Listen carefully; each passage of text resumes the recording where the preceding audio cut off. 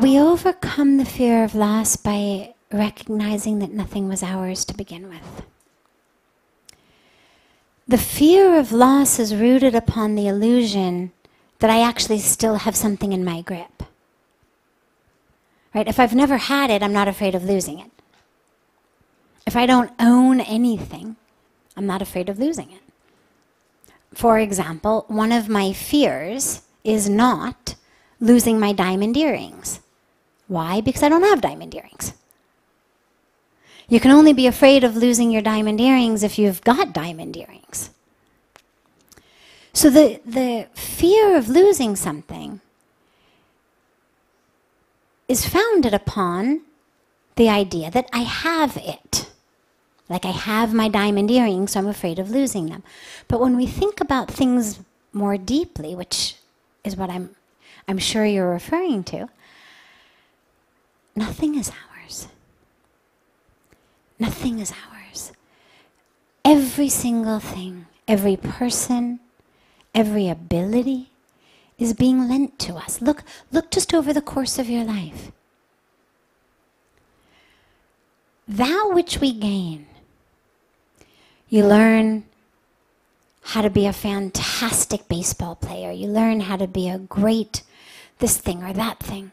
Well, give it a few decades. Let the normal course of life go. As the body starts to degenerate, well, you're no longer a fantastic baseball player.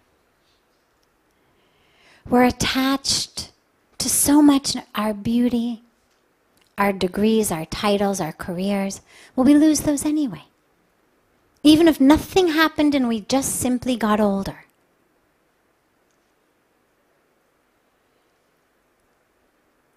Everyone retires.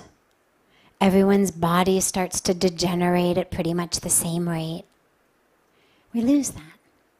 And the same thing if it's our money, well, eventually you're going to lose it.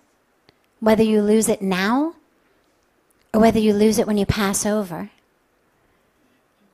it's out of your hands.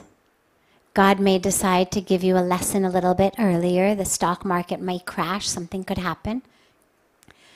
But that's just to teach you, yeah, you thought it was yours. I needed to remind you. It was never yours.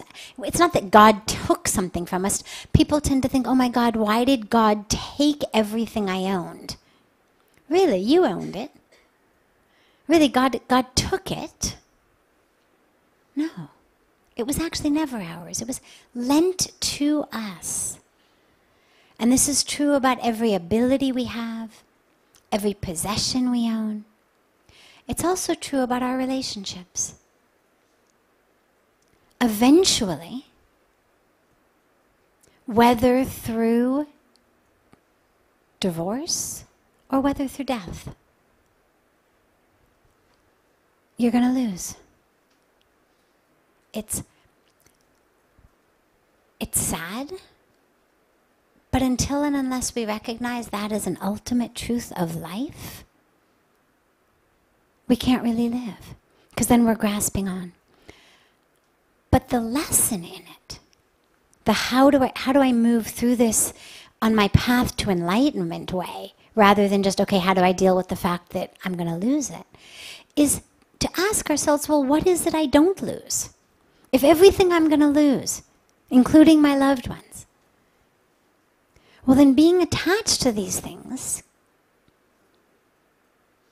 attached to never losing them, you could say is a waste of energy. Because ultimately it's an exercise in futility. I am going to lose it. So the question then becomes, well, so what should I be attached to? What should I make so dear that I become afraid of losing that? What is it that's not going to degenerate? What is it that's not going to divorce me or die? And again, that's the spiritual connection. That's the divine. And here's what's beautiful. It's not the divine as separate from your loved ones. It's the divine through your loved ones. And existing in the natural world and everywhere, because everything in the world is pervaded by the divine.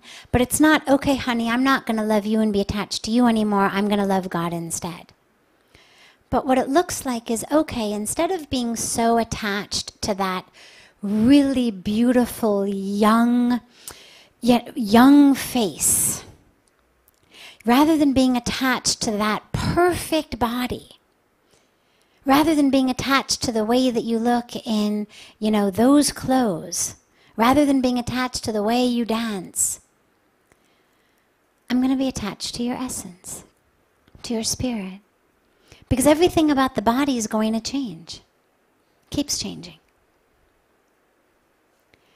So can I shift? Can I start to be connected to the spirit, the consciousness, the essence, the divine in that being? And that's the only way I've found to overcome the fear of loss, because either you cut yourself off from life. Okay, I'm going to lose everything, therefore I'm not going to care about anything.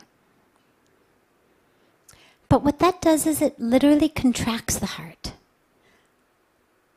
What the heart does is it loves. I mean, that's what the heart knows how to do. The heart doesn't do science and geometry. The heart loves. And if you prevent it and prohibit it from loving for long enough, it atrophies.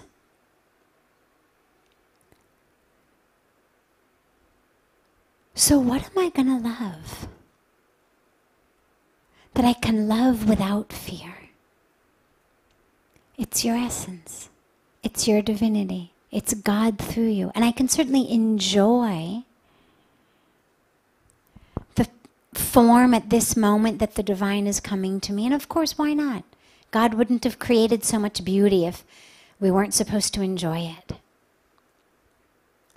But just like we don't get attached to the form of a sunset, because we know we've got about 45 seconds before it dips below the horizon, and maybe a minute and a half before the colors start to fade. If you were on the beach and you watched a child crying at the sunset, and you said, what's wrong? He said, it's going, it's going, it's going. You'd say, oh, sweetheart, don't be silly. Of course it's going. Of course it's going. And maybe depending on how old the child was, you'd explain a little bit about the rotation of the earth on its axis, maybe the rotation of the earth around the sun and how it works. And you'd say, sweetheart, every day this happens. And when he said, but I want to hold on to it, you'd say, you can't. This is nature. And it's the same thing. No matter how much we scream, wait, wait, wait, the universe is saying, sweetheart, this is nature. And so we connect ourselves to that, which isn't going anywhere, to that which is with us all the time. And then we enjoy, of course, all of the forms. But we never fall under the illusion that by grasping hard enough, we can prevent that sun from setting, or by grasping hard enough, we can prevent the moon from setting, or prevent a green leaf from becoming red in the fall and dropping to the ground. You can hold on to that leaf all you want, it's still going to fall onto the ground. It's nature. And so instead of focusing on that, we focus on that which is unchanging.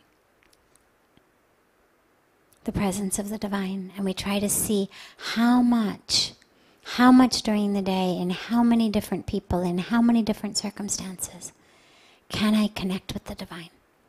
Because if the divine pervades everything, it means I have infinite opportunities to see the divine and to connect with the divine.